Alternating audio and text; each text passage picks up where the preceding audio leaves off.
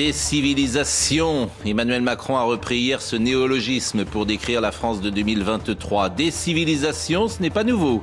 C'est un processus qui a commencé il y a de nombreuses années. C'est aussi un mot de Renaud Camus, écrivain classé à droite. Un concept qu'il développa dans un ouvrage en 2011. Et comme toujours, quand une analyse du réel ne convient pas à la bien-pensance, elle est qualifiée d'idée d'extrême droite. Mais vous savez que moi, la mère du meilleur ami de Gaspard, de mon aîné, elle est américaine et quand elle va aux réunions parents-prof, elle me dit « Mais on me donne que le négatif, je n'ai jamais le positif. Allez, vous écoutez, rien ne va chez Louis, c'est horrible et tout. » J'ai dit « Oui, bienvenue en France. » La décivilisation est en marche.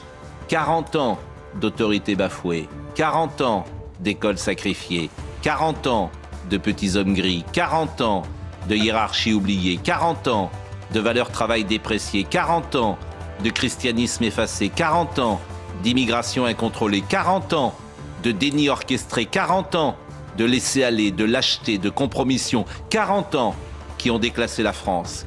Emmanuel Macron s'est réveillé hier, mieux vaut tard que jamais, mais convenons qu'il était temps. Depuis le début de la semaine, cela échoue. Gros dur, grande goule, mais finalement, derrière cette carapace, ça se trouve c'est peut-être un nounours ou cœur tendre, mais j'ai quand même des doutes. Et si vous l'aviez laissé vivre ? C'est le message anti-avortement que de nombreux Parisiens ont pu découvrir ce matin avant de prendre un Vélib. Cette campagne sauvage s'est déroulée pendant la nuit. Plusieurs centaines de vélos ont été étiquetés. La réaction des internautes ne s'est pas fait attendre. Beaucoup considèrent ces messages comme abjects et rappellent leurs droits. Les responsables de cette action sont un collectif anti-IVG appelé les Survivants.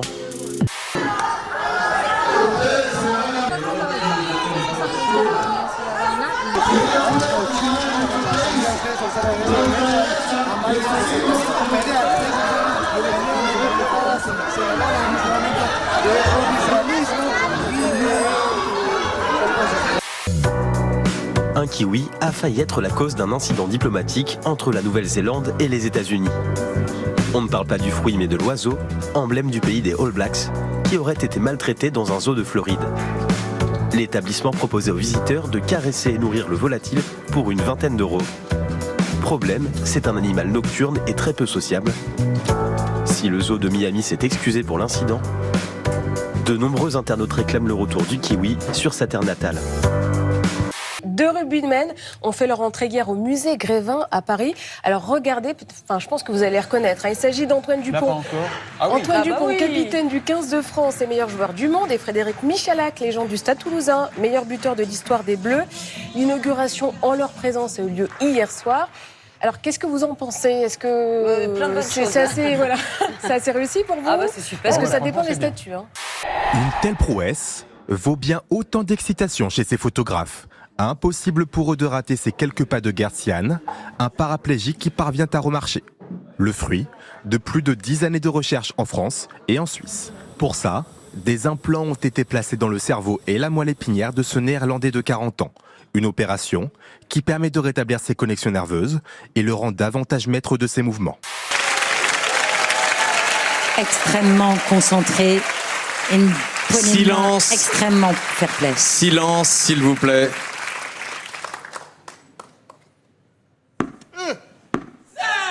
Faute. Enfin, la star du jour, c'est Savannah, un chihuahua qui poste des selfies d'elle avec des stars sur son compte Instagram. Alors, il y a Adèle Exarchopoulos, Benjamin Biolay, Virginie Efira et, beaucoup plus étonnant, Johnny Depp. La brève de la semaine, à mon sens, il violait des chevaux et des poneys à Saint-Nazaire. Mon client n'est pas dégénéré, dit l'avocat. Alors ça pose pas mal de questions. S'il n'est pas dégénéré, est-ce qu'on peut quand même pas dire qu'il n'est pas très à cheval sur le consentement ? L'air de rien, celle qui se cache derrière Savannah a trouvé là un super moyen d'approcher les stars. En général, j'ai justement des photos et des réactions qui changent de l'ordinaire. Certains me disaient, mais il faut recommencer parce que vous n'êtes pas sur la photo. Je dis, non, c'est fait pour. Il y avait une décision, le réalisateur voulait mettre un plan de sexe dans le film à un moment donné pour montrer l'humiliation masculine. Il voulait filmer le sexe du personnage en gros plan qui débande. Et c'est là où ça m'a posé un vrai problème. Je suis allé le voir et je lui ai dit moi je peux pas faire ça, quoi.